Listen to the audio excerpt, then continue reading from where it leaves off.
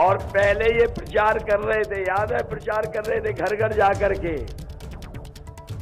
घर घर जाकर के प्रचार कर रहे थे।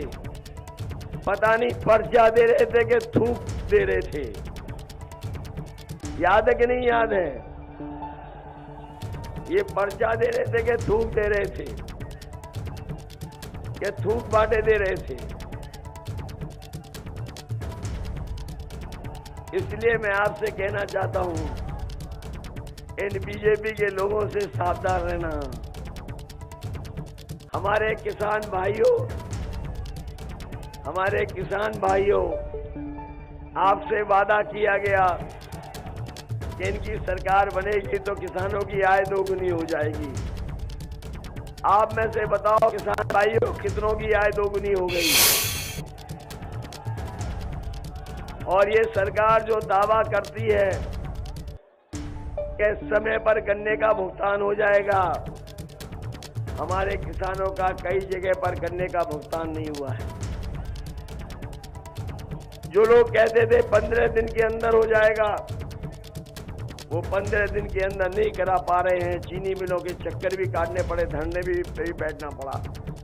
मैं अपने किसान भाइयों को भरोसा दिला के जा रहा हूं, समाजवादी पार्टी ने अपने मैनिफेस्टो में लिखा है कि सरकार बनेगी तो हमें बजट से अलग से अगर पैसा रखना पड़ेगा किसानों की मदद के लिए, तो बजट से अलग से पैसा रख करके किसानों का 15 दिन के अंदर भुगतान होने का काम होगा। किसी को धरने पर नहीं बैठना पड़ेगा, चीनी मिलों के चक्कर नहीं काटने पड़ेंगे। आपका धान लूट लिया गया, धान लूट गया कि नहीं लूटा धान, कोई कीमत नहीं मिली। और जब आप खाद लेने गए होगे तो आपको खाद नहीं दी सरकार ने, खाद नहीं मिल पाई, डीएपी नहीं दे पाई। और अगर खाद की बोरी लेके भी आए होगे तो बताओ 5 किलो की चोरी हो गई कि नहीं हो गई? मैं भी कभी कभी सोचता हूं, ये बीजेपी के लोगों ने बोरी की चोरी कहां से सीखी होगी? ये बोरी की चोरी कहां से सीखी होगी? तब मुझे याद आया कि हमारे अपने गरीब लोगों ने कभी न कभी पार्ले जी का बिस्किट पैकेट देखा होगा।